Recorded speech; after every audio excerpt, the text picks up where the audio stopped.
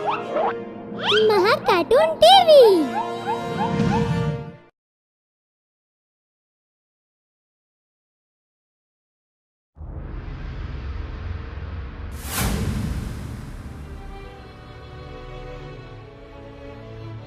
महाराज, इन दोनों ने कल रात इस औरत को अपनी गंदी नीयत से अगवा करने की कोशिश की। हम किसी भी औरत के साथ इस तरह का दुर्व्यवहार बर्दाश्त नहीं करेंगे। एक औरत के सम्मान के साथ खेलने का अधिकार किसी को भी नहीं। इन दोनों को बीच चौराहे पर पूरे गांव भर के लोगों से तब तक पत्थर पड़वाए जाएं जब तक इनकी जान ना निकल जाए। हमें माफ कर दीजिए महाराज, हमसे गलती हो गई। उज्जैन के राजा चक्रवर्ती विक्रमादित्य बहुत ही न्यायप्रिय, बुद्धिमान और ताकतवर थे। उन्हें शिकार करना इतना ज्यादा पसंद था कि वो हर सुबह किसी न किसी जानवर का शिकार किया करते। विक्रमादित्य अपनी प्रजा की हर मुसीबत को उन पर आने से पहले ही खत्म कर दिया करते थे। इसीलिए हर सुबह उनके महल के सामने कई लोग उन्हें कुछ तोहफे देने के लिए आया करते, जिन्हें राजा विक्रमादित्य बहुत ही खुशी के साथ अपनाया करते। प्रणाम साधु महाराज, ये आपके लिए है महाराज। ये क्या? इस फल से ये इतना सुंदर नग कैसे निकला? हम किसी से भी महंगे उपहार नहीं लेते साधु। कौन है आप? काल भैरव है मेरा नाम, और ये नग मैंने तुम्हारे बल के बदले दिया है राजा विक्रम। इसके बदले आपको क्या चाहिए? आप बताइए, हम वो आपको जरूर देंगे। इसके बदले मुझे तुम्हारी एक रात चाहिए विक्रम। तुम मुझे आने वाली अमावस्या की रात जंगल के पुराने खंडर में मिलना।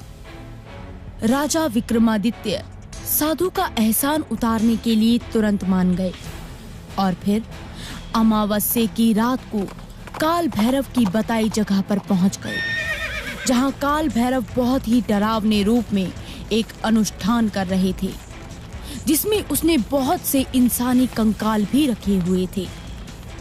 आसपास से बहुत से पिशाचों की आवाजें आ रही थी, लेकिन राजा विक्रमादित्य को जरा सा भी डर नहीं लग रहा था और वो जाकर काल भैरव के पास बैठकर बोले, बताओ साधु, मुझसे क्या चाहिए आपको? यहाँ से 5000 कोस दूरी पर इस जंगल को पार कर एक शमशान घाट है। उसी के बीचों बीच एक बरगद के पेड़ पर एक लाश लटकी हुई है। तुम मेरे लिए वो लाश यहाँ ले आओ। काल भैरव की इस अनोखी मांग पर राजा विक्रमादित्य को शक हुआ और उन्होंने शव मंगवाने का कारण पूछा, लेकिन साधु ने बताने से इनकार कर दिया।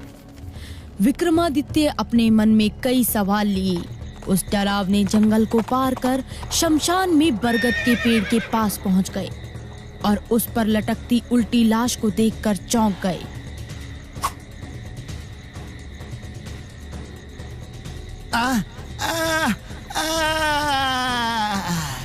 कौन हो तुम?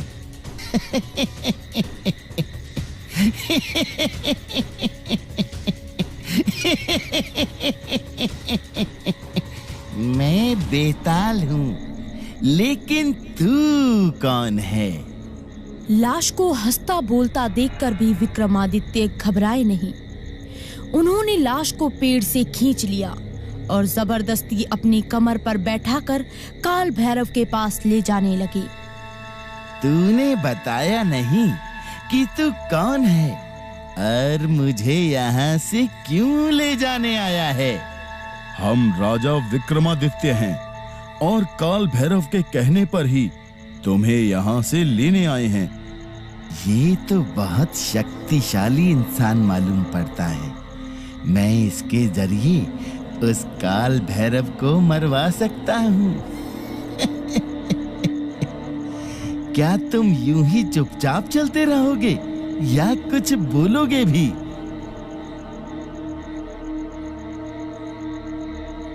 अरे तुम तो कुछ बोलते ही नहीं हो। मेरी किसी बात का जवाब तो दो।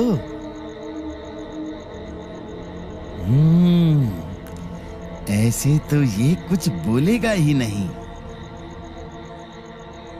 अरे तुम कुछ नहीं बोलोगे तो ये इतना लंबा रास्ता काटना मुश्किल हो जाएगा।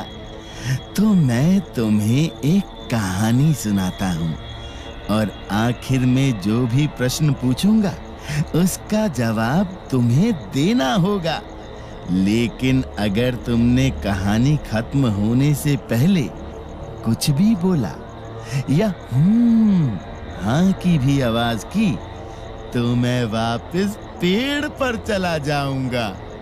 यहाँ तू बोला तो मैं चला, और अगर नहीं बोला तो तेरे सर के 1000 टुकड़े होंगे।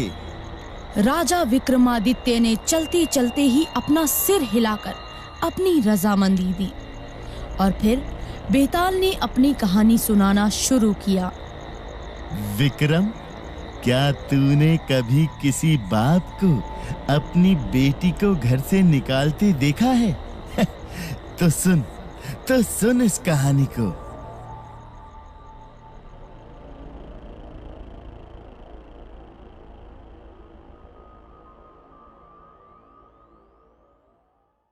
अगर आपको हमारे वीडियोस पसंद आ रहे हों तो इन्हें लाइक करें, चैनल सब्सक्राइब करें और हमारे कार्टून शो सबसे पहले देखने के लिए बेल आइकन दबाना ना भूलें।